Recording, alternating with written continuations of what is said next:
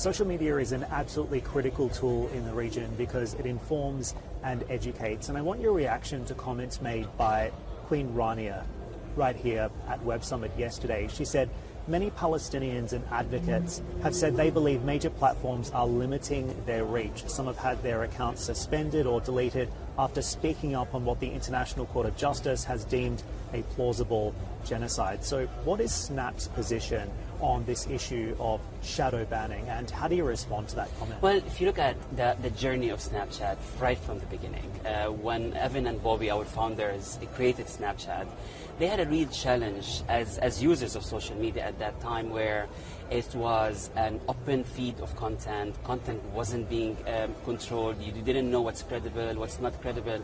And people just lost touch with themselves. People were so focused on getting likes and shares and becoming really, really popular.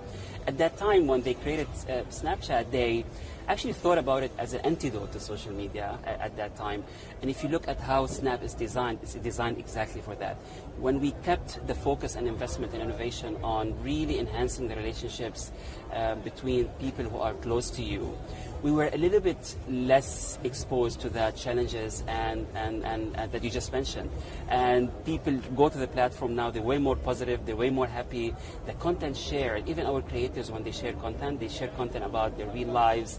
If they're going for a photo shoot, they just in the morning show themselves tired or getting to that shoot, and at night how they did. So we kept the platform focused on those areas, and that kept us in our special place where we focused on the quality of the relationships rather than just an open feed that shows all those kind of contents that you talked about. The criticism towards large social media companies, though, is that you have been censoring pro-Palestinian, even in some cases pro-Israeli voices. Is that the case? Actually, at Snap, we really have very clear guidelines. And when we created those guidelines, freedom of self-expression was at core of that. And that in the very difficult time, we really were focused on making sure that those guidelines are applied, but as well, we made sure that our community is still being able to get the news they want.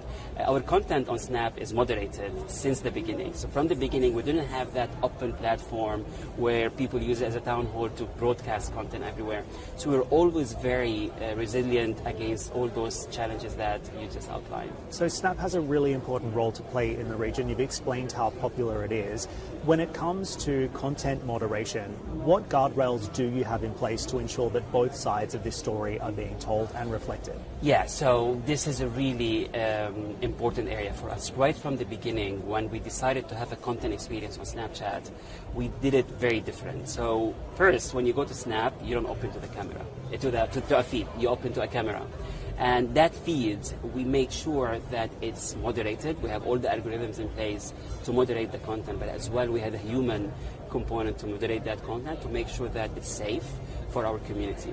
And as well, most of that content that we had on the platform was content by traditional, credible media organizations. We brought back voice to real journalism and credibility. And I think that since that time, became a really a differentiation for Snapchat and kept our community safe.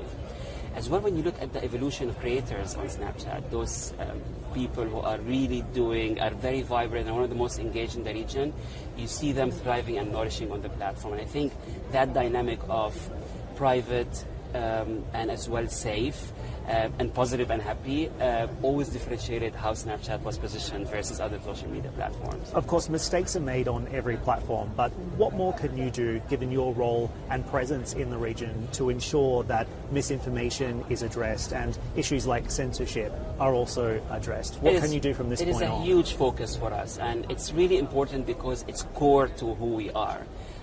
In the beginning, when Snapchat was created, it's created around the concept of safety and privacy, and people being able to self-express themselves and live the moment and being real.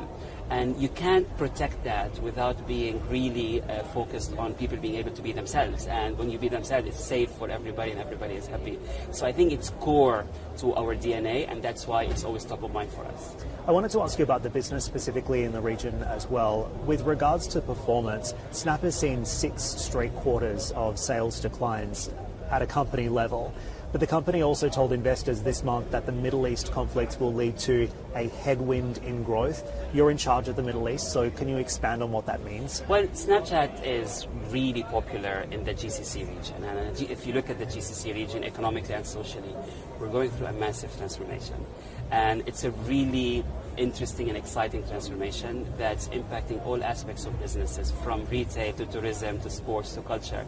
And us being in this region and our strength in this region makes us very influential in the transformation that we're going through, and that's reflected in our business.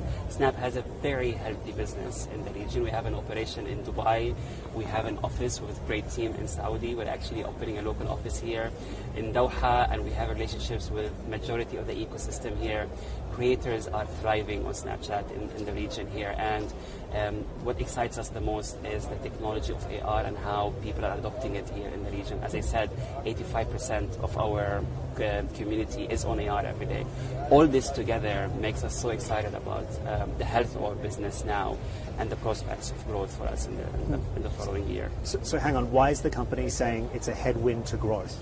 I think in the beginning, in the Q4 earning, we referred to the war in Gaza, which for business, it impacted the business. But now we're seeing a recovery in the region here, specifically in the GCC region, for brands coming back online to communicate and engage with our audiences. Okay, so it's the war specifically that's a headwind Yes. for growth, not necessarily the region itself. No, I think we refer to the war in Gaza and its impact on the business, and hence the importance of Snap in the MENA region.